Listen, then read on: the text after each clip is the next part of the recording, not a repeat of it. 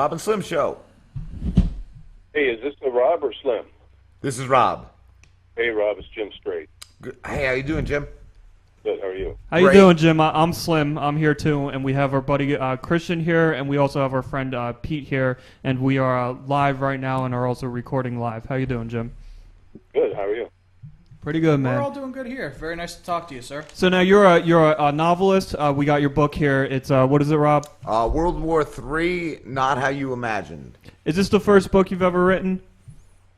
No, it's actually the fifth, but my first book was a book called Weird Missouri, which is a travel guide for all the strange, odd, and strange, weird things out in Missouri. So it's kind of like Weird New Jersey. Like down in Jersey, we have a magazine called Weird New Jersey. Which so. I'm a huge fan of. I have every issue. Yeah, it's the same folks who produce Weird New Jersey. Oh, they just okay. they hired me to write Weird Missouri. Oh, that's Oh, cool.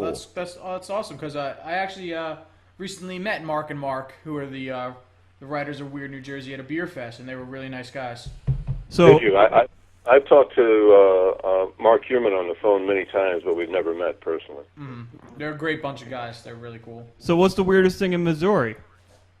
The weirdest thing in Missouri? Well, that's a tough question. There's a lot of weirdness, just like in all states. A lot of amazing stuff. I mean, I spent I spent 8 weeks, drove 8,500 miles, went to about 300 different venues, spoke to hundreds of Missourians, took 2,700 pictures, and then sat down for 4 months to write the book. And that's almost impossible to answer. There's just so many things.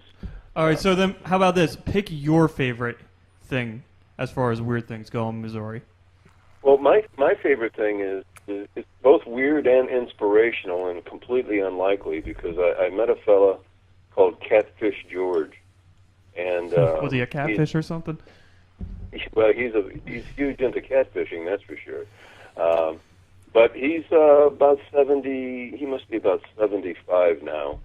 And I met him 8 years ago out in front of a convenience store. He had this little bicycle that he was riding with a basket on it. And it had, Little bell too. I just Did he want have to a little comment bell? about catfishing. It's a completely different area of fishing than regular fishing is. It's Like there's noodling? different kinds of catfish. You know, they're just it's a skill. Thanks for that, say.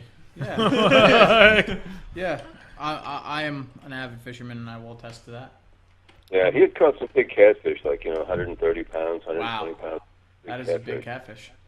Yeah, but he was a really strange fella, very nice guy. But he had these big American flags, and he had a POW flag and a Marine Corps flag, and he had all of these signs that he'd made out of cardboard, talking about how much time he'd spent flying in his travels around the world. Had 180 crossings of an international date line, and 50 trips to Japan, and 25 trips to Australia. He'd been to 66 countries, and he did it all on a $10 an hour welding job.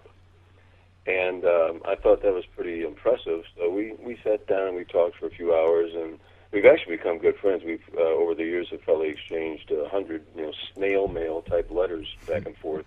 But he was weird in that he had this off-putting appearance. He dressed head to toe in black. He had this hillbilly-looking hat with all these stickers and buttons and stuff on it, and he had a vest with the same kind of stuff on it. And he had a voice that was so deep and so powerful, just naturally that way. He didn't try to make it that way. He just could be heard across any room speaking normally. Between his voice and his appearance, he was off-putting, and people would walk around him. And I just walked up to him. We started having a normal conversation, and we just, kind of clicked. And he's had this incredible life where he would literally, he didn't even start traveling until he was like 50 years old. And he discovered that in Europe you could buy these things called rail passes, and he could go from country to country just like he could from state to state. And when he discovered how inexpensive those were, because he had been frugal all his life and he'd saved a little money, he started traveling like on the spot. And he has gone to 66 countries, had more time in 747s than a lot of 747 pilots. And he's just had this extraordinary life. But he's a very strange dude. Not many people can interact with him, but I just happen to be able to do it. That's pretty cool, awesome. man. You might actually have to get us in touch with that guy. We would love to interview somebody like that. Yeah, absolutely. It seems like really cool. Now, Yeah. so then the first thing you wrote was, I guess, what you would say nonfiction because it was based on like real things. The newest book that you just released, the one on World War III, that's obviously fiction. The books between that, do you go back and forth between nonfiction and fiction, or did you write that one book that was nonfiction and everything else is like a fiction book? Actually, what I've written since Weird Missouri have all been novels and fiction, and I enjoy writing fiction because I can do it fluidly. If you stay in your wheelhouse, if you write about what you know, you don't have to do a lot of research, and you can write very rapidly. And I wrote any book that I've written, I've never spent more than like 8 or 10 weeks writing the book. The bulk of the time is spent rewriting and editing and just all the aspects of putting the thing into production and publishing it. So then, how long does it take you to finish one book then? From beginning to end, probably average time is 9 to 10 months. Well, see, this is so weird because you're the second author we've talked to, and the other guy we talked to, Bennett Bix, who was really cool, he wrote a book that he just released in 3 months. And I've always thought that was crazy because, like, I've wanted to get into writing novels and stuff like that, and I hear people say, like, oh, you're going to be spending, like, 5 years writing one book, and then it's not going to go anywhere. You got to wait till you release, like, 10 books that are going to take you 20 years. You know, so it's weird to hear the complete opposite of that. But writing a book is an individual thing. Some people write fast. I write fast. Others do take their time. You know, I know some people who have published books who take 2-3 years to write a book, and for me, I couldn't invest that kind of time just for one book. I need to get it done. Well, how much time are you investing a day, like in hours? It would depend. I mean, some days I would write 14,000-15,000 words, and that would be like a full 10-hour day where I was just in the zone and I couldn't get up from the keyboard other than to just go to the bathroom or get a drink of water or something. Other days, maybe I'll write 1,000 words or 1,500 words, but I probably average a couple thousand words a day. And World War III, I think, is about 130,000 words, so that probably translates to what 60 days of invested in writing the book. There's about 10 weeks to write the book, actually. Now, as an author, can I just ask you, who are some of your favorite authors? Do you draw inspiration from anyone, or is there anyone who has a particular writing style that you enjoy? I really like John D. MacDonald. He wrote a bunch of. He was a very prolific guy. Wrote about 125 books, and I liked the directness of his writing. He didn't couch a lot of the ideas and a lot of the interactions, and he kept things concise. And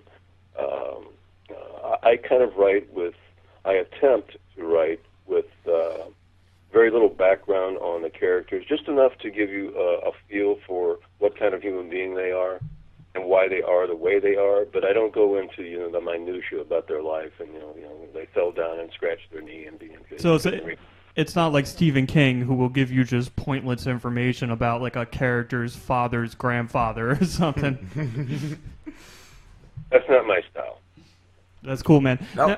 Go ahead. Go, Rob. What got you in? What made you want to become a writer, Jim?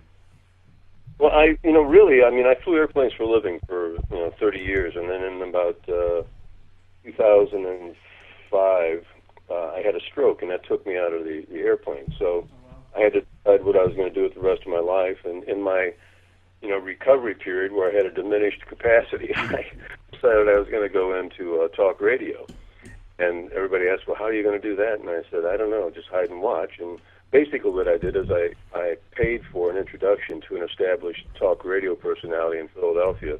And he took me under his wing for 6 months, and he introduced me to a station owner, and they put me on the air for 4 years. But one of the first interviews I did was with, I'd say in the first 3 months of doing interviews, was with the Weird New Jersey folks. And we talked for about 20 minutes. We laughed ourselves simple, and we started exchanging emails. And they asked me if I could write, and I said, well, I've written manuals and checklists and that type of thing in my aviation career, but I hadn't really thought about writing stories, And so they said, well, we need somebody to write Weird Missouri, because they learned I grew up in Missouri, and they said, send us a writing sample. So I did, and they said, well, we like it. Let's put it past the publishers, see what they say, and the publisher gave it their okay, so they hired me to write the book. And so the experience of writing Weird Missouri kind of cemented in my mind that, okay, yeah, I can I can chain a bunch of events together and keep it cogent, and make it and have it all make sense. And then I just decided to write a novel, and I banged that thing out in about 6 weeks. The first novel, which was Deja Vu all over again. That's awesome. And that's a really great story. Yeah. So now, being a guy that used to be in radio, do you have a podcast or have thought about doing a podcast? No, actually, the radio thing, I enjoyed it for a while, and I don't know what I'm going to do with it. I mean, I could go back to it if I wanted to, and if I did, I would probably go back with something along the lines of book talk radio, where I talk exclusively authors and talk to publishers and agents and that type of thing. But I don't right now have an overwhelming desire to go back into it. I've got a couple more books that I want to do that are my immediate pressing future. So right now, writing is like your main passion? Yeah, well, yeah, it is.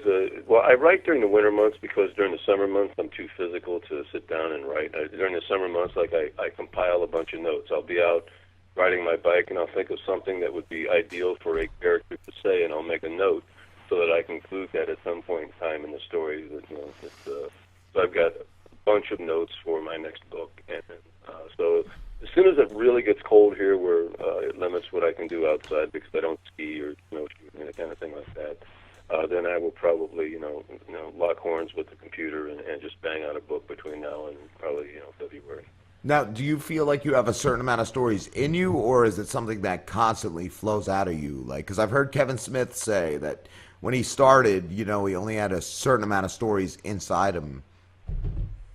Well, I think one advantage I have is that I'm 65 years old, so I've got a lot of life experience, and I can relate to a lot of things that have happened in the past or that I've done in the past, and I can either tell a version of that story or tell a version of that story as seen from someone else's perspective. Or it's very nice to be able to write from your past experience, and that's just a function of being older.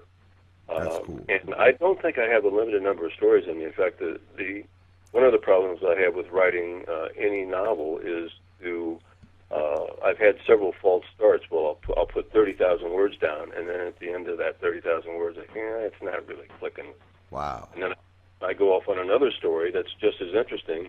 And I have a novel that I would like to do, but I know it's going to require probably 200,000 words and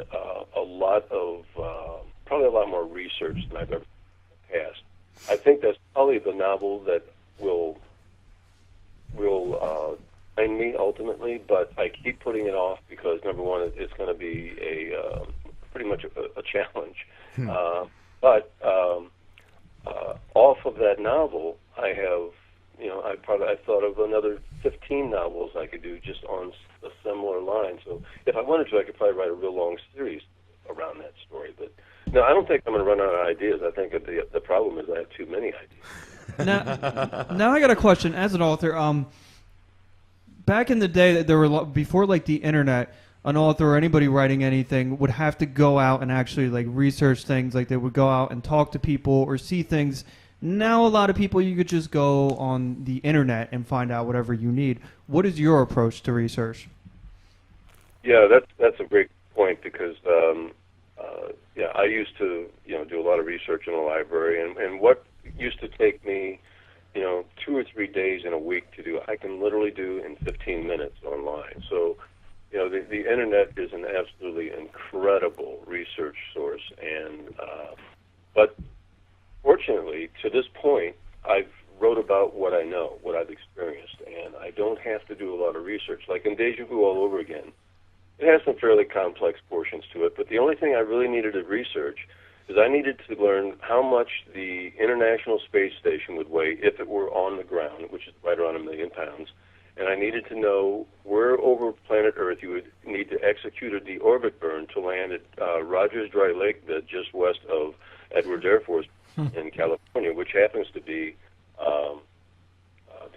the Dead Sea. I think it was the Dead Sea. So I didn't know that off of my head, but I was able to find out where the shuttle needs to do a deorbit burn to land there in like 3 or 4 minutes. Wow. So it's just amazing to be able to do that kind of stuff. That's awesome. How did you come up with the story for World War III? Well, basically, I started with the idea that I wanted to kind of communicate the idea of what can be done with wingsuits. And if you're not familiar with wingsuits, they're the things that skydivers have started using to extend not only their free fall time, but the distance they can traverse in the air while they're in free fall. Yeah, I've played a lot of Far Cry. I know what a wingsuit is. Sorry, it's a video game. That's just a silly reference. Yeah. Well, in the last 15 years, they've come, just incredible distance with what they can do with these things. And they're very close to being able to land a wingsuit without a parachute. And it's going to require a very special person, man or woman. They're going to have to be very tall, very light. They're going to have to be very skilled, very courageous, and they're going to have to do it under very precise laboratory conditions. And but it can't. Jay's build. They're close to doing it. They're close to doing it now. Somebody's going to do it in the very near future. Well, I had actually seen. I don't know if you're familiar with. You know who Stan Lee is? He's the guy that wrote like all the Marvel comics. But he did this show called Stan Lee Superheroes, and they had a flying man who was this guy who he had a flying suit, and he was very well trained and he was saying like you have to be very like every little movement moves it. But this guy had it down. He practiced all the time, and he could actually fly one of those things. Yeah, no, there's a handful of people all around the world. Most of them are in Europe because the regulations are a little more lax in Europe. In Europe, you can jump with one parachute, which you are putting all your eggs in one basket. But it does, I guess, give you more freedom, and you're lighter in the air because you're only wearing one parachute. Here in the United States, you have to wear two, at least to do it legally. Wow. And but there's a handful of people all around the world who are doing incredible things with wingsuits, and that's why I say that. They're very close to being able to land these things under very limited, very precise conditions, and I don't think it's ever going to happen like I represented in World War III, but it was convenient for the story, and basically I started the book on the idea of promoting the idea of landing a wingsuit, and then one thing led to the other, and I thought, well, just go ahead and just balloon this thing into a much larger story, and before I knew it, I had this thing about World War III. But the other aspect of that is that after 9/11, right after 9/11, my military mind said, well, if these Al Qaeda people have half a brain, they have seeded this country with cells of people who can be activated on a phone call or an email, and they could really do some serious damage if they were dedicated and professional and ruthless. So. After about 90 days, that became obvious they hadn't done that they weren't half smart, thank goodness. And but if there were a force like that, who was intelligent and patient and ultimately savage, they could raise hell in the United States or Europe like unbelievable. So. Incorporated that into the book, and of course, then my wingsuited special operator guys have to take care of those folks. Now, how do you feel about females in leadership roles? Yeah, I'm all for it, man. I mean, some of the most impressive people I've ever flown with, done anything with, are female.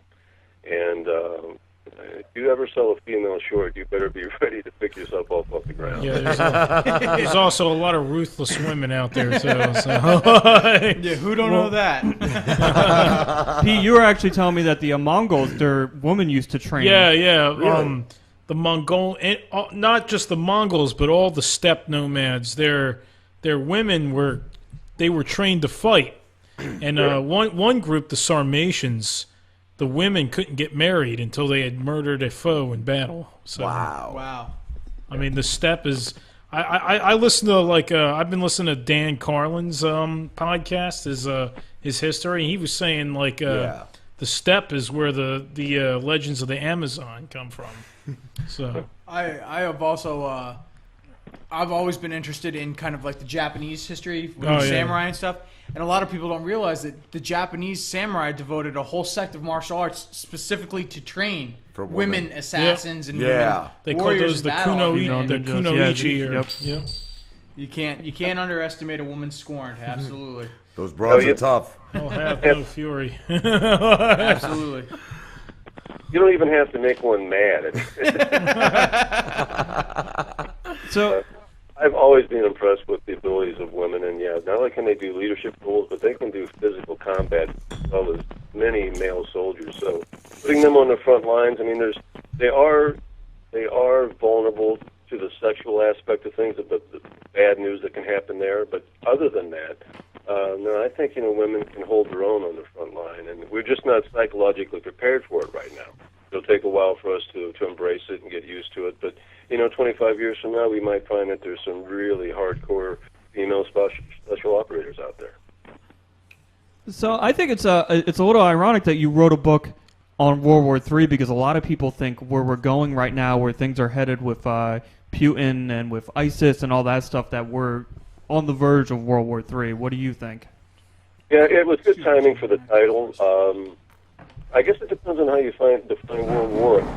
All of us, we think of World War I and we think of World War II, and that's the 20th century model where the biggest power players on the planet hammer it out over vast geographic areas, and it's an all-in thing where the whole population of each civilian population of all the countries are involved in war production. And so in that way, we don't meet that definition of World War III, but I don't know that there's ever been a time where there's been more countries at war at one time.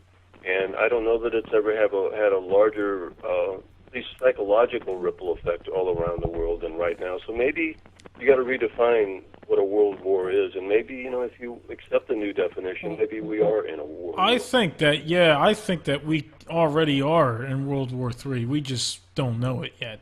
The historians don't know it yet. A lot of people said that the Cold War was World War III. So yeah, they wanted to define it.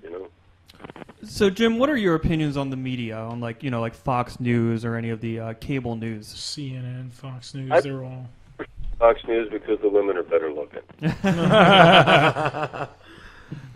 But no, I find it pretty aggravating.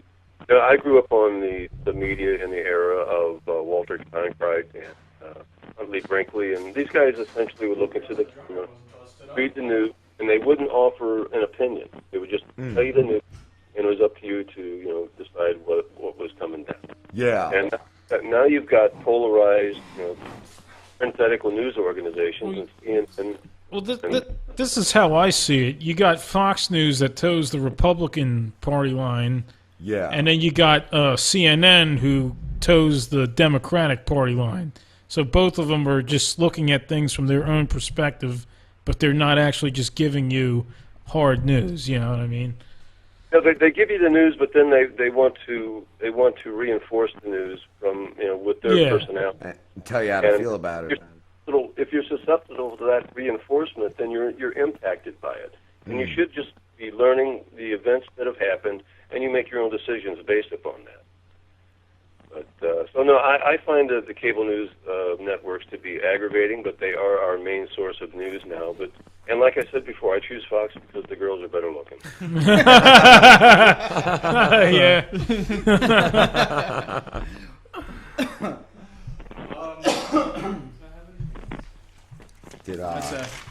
Now, Jim, I did want to ask you what WASP modification was. Yeah, the WASP modification. Yeah, in the book World War III, not how you imagine. Part of the opening sequences are an event where there's a B-2 stealth bomber flying between the United States and North Korea, and the WASP modification was a new element of the B-2 that allowed the airfoil to be the shape of the airfoil to be changed to make it more aerodynamically slippery and more efficient, allowing the airplane to go faster, burning less fuel.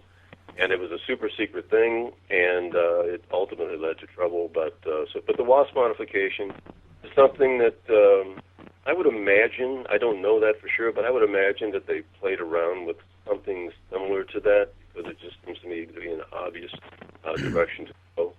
But I don't know that it existed in the real world. I don't know that anything in the book existed in the real world. But I think I put some of it there because it just seems to me, based upon my past experience, that those are directions that we can go and should go. And who knows, if I can think of it, somebody else can think of it, and maybe it's already in progress. Yeah, that's true. And where can we find your books?